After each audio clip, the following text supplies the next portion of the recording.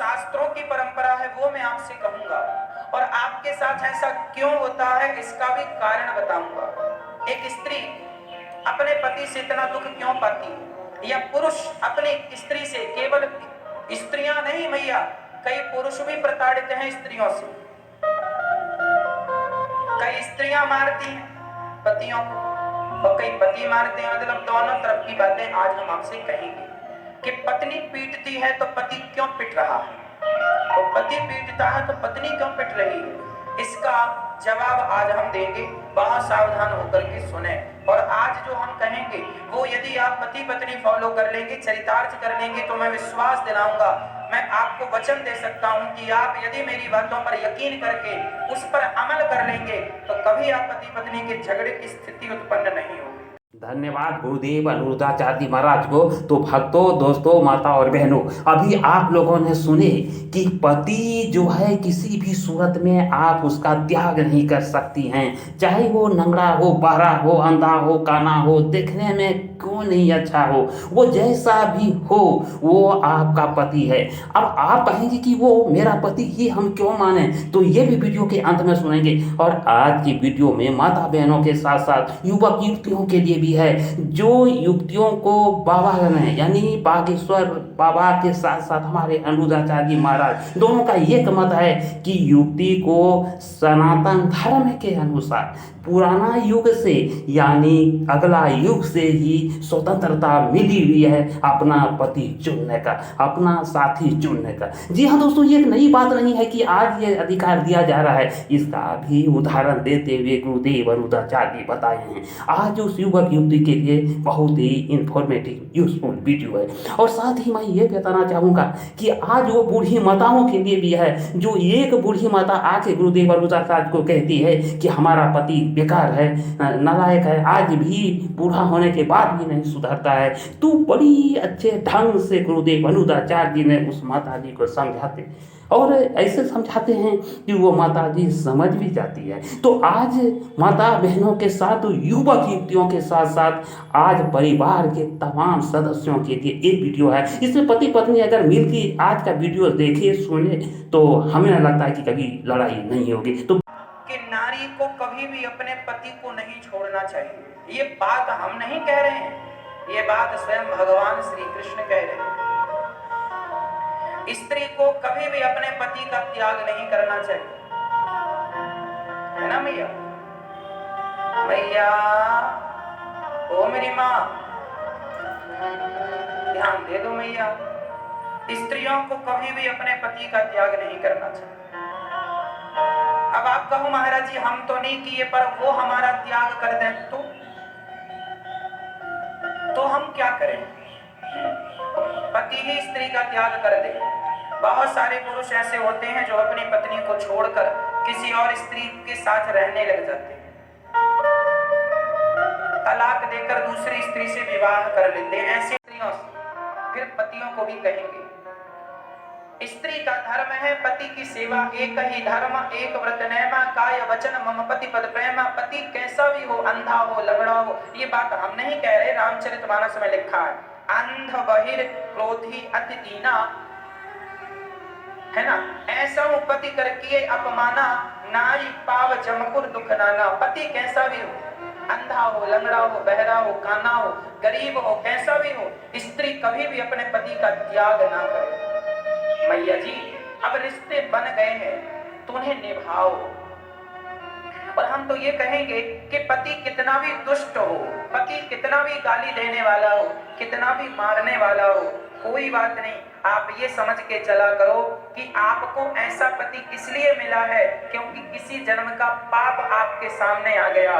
लोगों ने अभी सुने कि अगर पति पत्नी को मारता है और पत्नी अगर पति को मारती है तो स्पष्ट जानिए कि कई युग पहले या कई जन्म पहले का पाप आप ढो रहे हैं, उसी को आप भोग रहे हैं। ये समझकर आपको चुप रहना चाहिए। गुरुदेव अनिरुद्धाचार्य महाराज कहते हैं कि माई यानी माते, आप ये बात जान लो कि जब आपका पति गाली दे तो मुंह को आप बंद रखिए। जानते हैं माता और बहनों, इसलिए कहते हैं क्योंकि भगवान राम भी जो है दंड थे नहीं बचा। कर्म दंड ऐसे होती है जिसमें जब प्रभु राम नहीं बच सका तो फिर एक आम आदमी का क्या कहना, वो भी क्लिप आपको सुनाऊंगा। साथ ही गुरुदेव अनुजाचार्य जी महाराज कहते हैं कि अगर पति आपको गाली दे और मारे तो श्रीमन नारायण नाम से आप जप करना शुरू कर दो और आप प्रभु से कहो कि हे प्रभु हमें शक्ति दो, बल दो गाली सहने का, मार सहने का।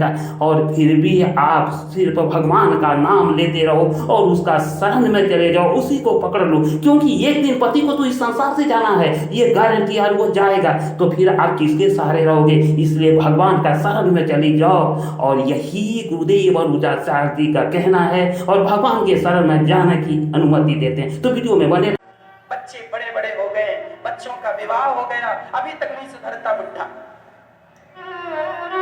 ऐसा उस स्त्री ने हमसे कहा, हमने हाथ जोड़ के कहा मैया कितने साल की हो? महाराज 60 में चल रही। हमने कहा इस उम्र में अपने पति को छोड़ के कहां जाने का विचार है? सारी जिंदगी तो निभा ली, हाथी निकल गया है, पूंछ बची है तो वो भी निकाल लो आराम से। गई बहुत थोड़ी बची, नारायण अवचेत, काल चिरैया चुग रही, निस दिन आयु खेत। बहुत चली गई, बची कितनी? थोड़ी सी बची है। जैसे अभी तक निभाया है ऐसे अब भी निभा दो। इस उम्र में पति को छोड़कर जाओगी, जमाना नाम धरेगा तुम्हें, जमाना गलत कहेगा तुम्हें। कल तुम्हारा पति ही आरोप, तुम भले सती सावित्री हो पर पति को छोड़कर जाओगी तो पुरुष ये कहेगा किसी और से चक्कर होगा इसलिए तो हमें छोड़कर चल। कब तक तुम बचा के रखोगी या रखोगे? सच्चाई से कब तक भागोगे? कहां जाओगे भाग के? मरेगा हर आदमी एक दिन, इसलिए भगवान में मन लगाओ, वही तुम्हारा बुढ़ापे का सहारा है, वही तुम्हारे जीवन का सहारा है। और उसमें मन लग गया ना मैया तो मैं फिर कहता हूँ कि उनके बाद फिर कहीं मन को लगाने की जरूरत नहीं पड़ेगी। नहीं तो सारी जिंदगी तुम मन को डुलाती फिरोगी, तुम्हें शांति मिलने वाली नहीं है। लगाते रहो अपना मन,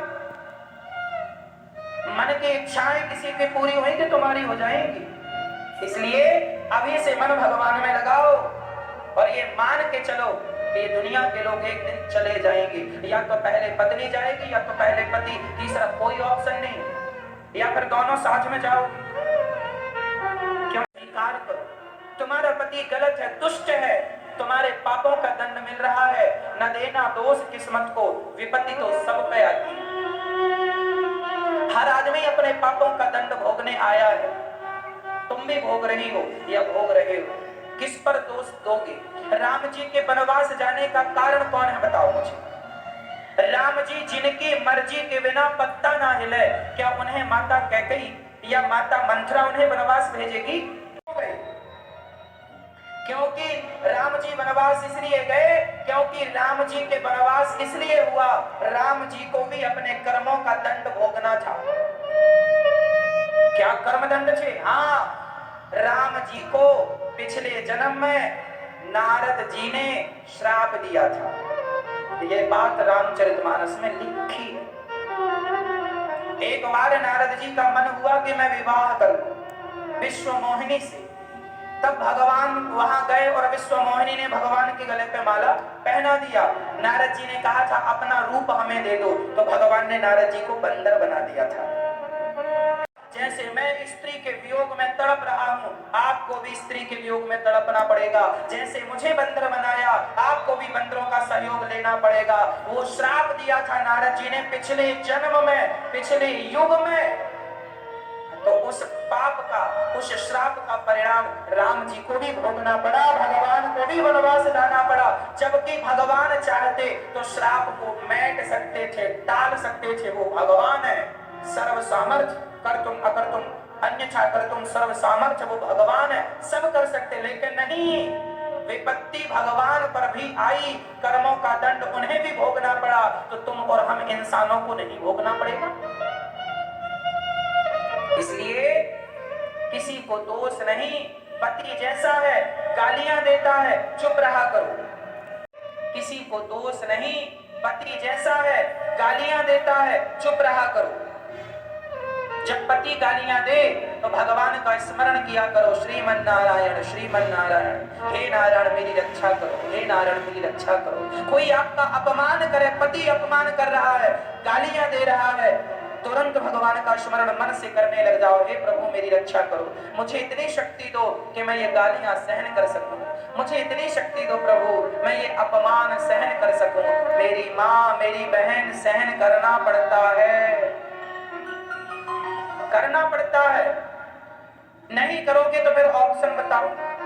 माता बहनों, अभी जो आपने सुन रहे थे गुरुदेव अनिरुद्धाचार्य जी महाराज की अमृत वाणी, अगर आप सच में इसे अगर जरा सा भी अपने दिल में उतारेंगी ना, तो आपका कभी लड़ाई नहीं होगी, कभी भी झगड़ा नहीं होगी। अब उस युवक और युवती के लिए गुरुदेव अपना अमृत वचन बताने जा रहे हैं और उच्च अभिभावक और माता पिता को भी एक संदेश देना चाहते हैं। जो पिता ये कहते हैं कि हम तुम्हारा बाप हैं, जो मर्जी मेरी मैं वही करूँगा।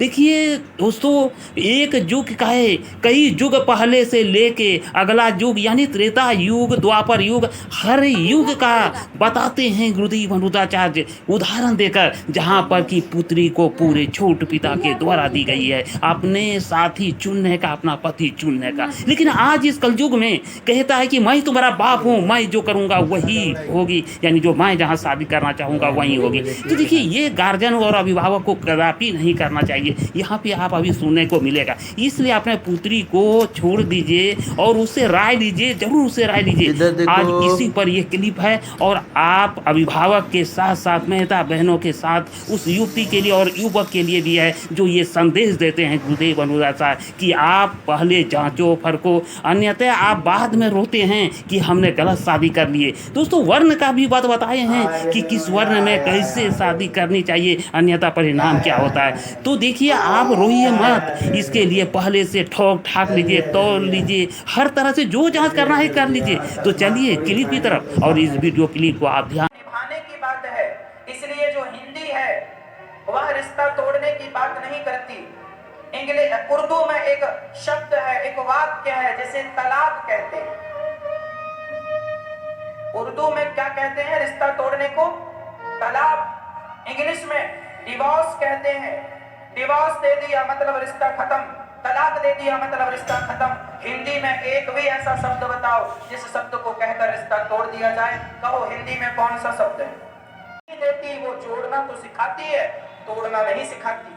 हम भारत के लोग हैं, हिंदी है, हम वतन है, हिंदुस्तान हमारा, हम भारतवासी हैं। अमेरिका जापान के लोग तलाक लेते और देते होंगे, उन्हें शोभा देता होगा। मुसलमान देशों में तलाक लेते और देते होंगे, उन्हें शोभा देता होगा। पर हमारे यहाँ तो पति और पत्नी का संबंध 7 जन्मों का माना जाता है, 7 जन्म का माना जाता है। इसलिए हमारी संस्कृति, हमारा देश, हमारे शास्त्र, हमारे संस्कार ये आज्ञा नहीं देते कि तुम अपने पति को छोड़कर चली जाओ। पति कैसा भी हो, शादी करने के पहले निर्णय लेना चाहिए। इसलिए लड़की के पिता को अच्छे से देख लेना। मजाक नहीं कर रहे हैं, सही। एक लड़की मेरे परिचित की है, उसका विवाह हो गया। विवाह होने के बाद पता चला कि लड़का नपुंसक है, बिल्कुल रियल, अभी भी वो लड़की, उसके बाप ने विवाह कराया। इसलिए आज तो हम ये कहेंगे अपने लड़का लड़कियों का विवाह के पहले मेडिकल टेस्ट जरूर करा लिया करो। आपको मजाक लग रही है, हम रियल बोल रहे हैं। हम तो आपका सब तरफ से भला ही करेंगे। क्या बुराई है मेडिकल टेस्ट कराने में? लड़की दे रहे हैं, जीवन भर की कमाई होती है बेटी, बाप का दिल होती है बेटी, दे रहे हैं, ठोक बजा के देखेंगे साहब। लड़की लड़के को अच्छे से नहीं देखते आजकल माँ बाप, इसलिए बाद में रोना पड़ता है। इसलिए अच्छे से देखा करो। लड़का शराब तो नहीं पीता, शराबी को लड़की ना दे देना, नहीं देना, जिंदगी भर रोएगी तुम्हारी लड़की।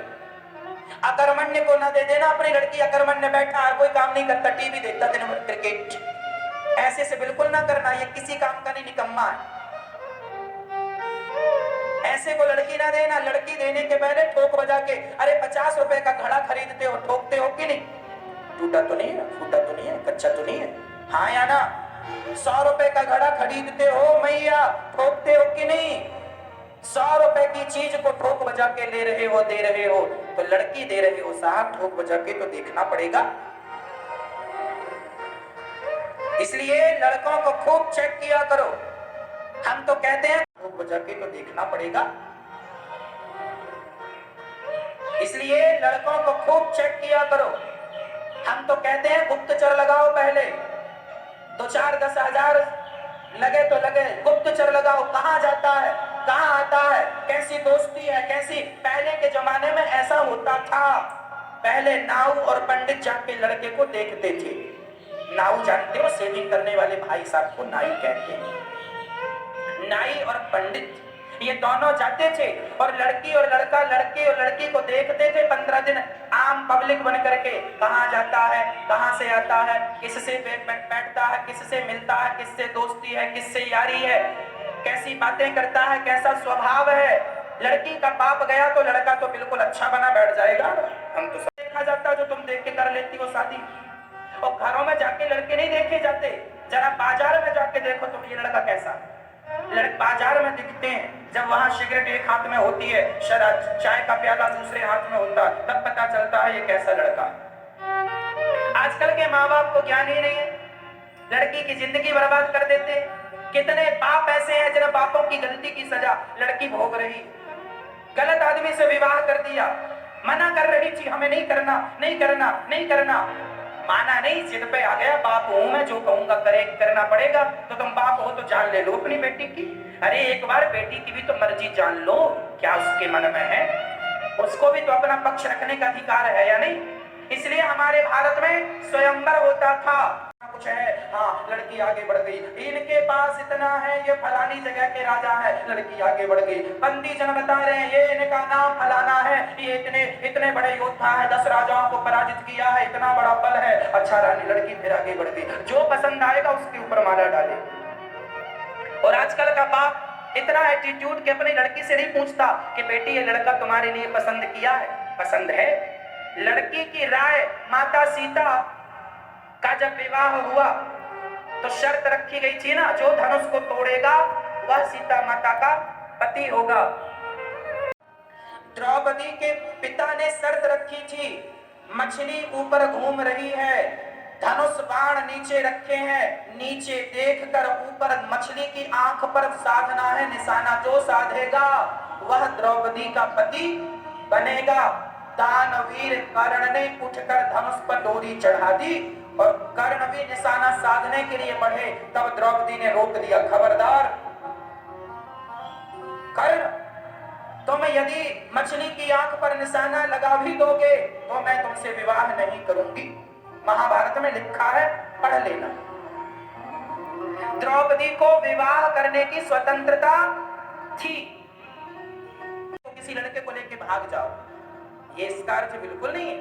मनमानी ये नहीं होगी कि तुम किसी भी लड़के से प्यार मोहब्बत के नाम पे भागती फिरो ना, ये परमिशन नहीं है। विवाह करने के पहले खानदान भी देखा जाता है, कुटुंब देखा जाता है, अच्छे कुल का लड़का होना चाहिए। अरे भाई, किसान बीज बोता है तो अच्छी क्वालिटी का बीज बोता है, जितना अच्छा बीज होगा उतनी अच्छी फसल होगी। हाँ, जितना बढ़िया खानदान होगा उतनी बढ़िया तुम्हारी संतान होगी आगे चल के। यदि तुम्हारा खानदान कुल बिगड़ गया, आने वाली संतान बिगड़ जाएगी। हाँ या ना? और क्षत्रियों का विवाह क्षत्रिय से होता है, और तुम भले बलवान हो पर शूद्र हो।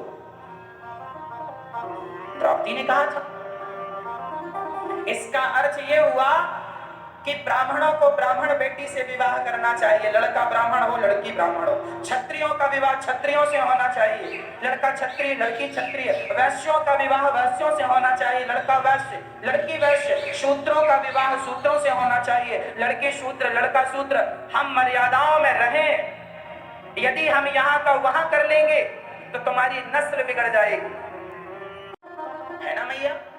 इसलिए ये सब चीजें हमारे यहाँ विचार किया जाता है। लड़की के विवाह के लिए लड़के का नाम, गोत्र, खानदान, कुंडली निकाली जाती है, इसलिए ताकि लड़की के साथ किसी भी प्रकार का दुर्व्यवहार ना हो, अच्छा सब कुछ रहे।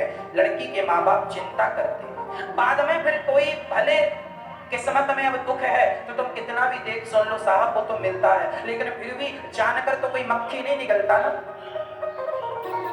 अब आप कहें महाराज जी तो सब कुछ हमने देखा, हमारे बाप ने देखा, फिर भी तो दुख मिला, फिर कौन जिम्मेदार? तो देखो ऐसे केस होते हैं पर कम होते हैं। इसका अर्थ ये नहीं कि हम बिना देखे सुने विवाह कर दें। भाई धोखे से मक्खी हम निकल गए चलता है, पर जानकर तो आप नहीं निकलते ना। ये लाख लड़के को देखा लेकिन फिर भी नालायक निकला, वो उसका भाग्य है, लेकिन फिर भी तो देखना सुनना जिम्मेदारी है। इसलिए लापरवाही ना हो, समझदारी। विवाह के समय सावधान, लड़की और लड़का और माता और पिता खूब बढ़िया से देखो, और लड़की भी अच्छी हो, देखने सुनने में भी अच्छी हो, काम धाम कर सके, अपने रिश्तों को संभाल सके। लड़की लड़के का बाप भी, लड़के वालों आप लोग भी जरा लड़की को देखा करो स्कूल कॉलेज जाते आते समय, वो भी तो ऐसी वैसी नहीं है। केवल लड़के का मुआयना नहीं, लड़कियों का भी तो मुआयना होना चाहिए।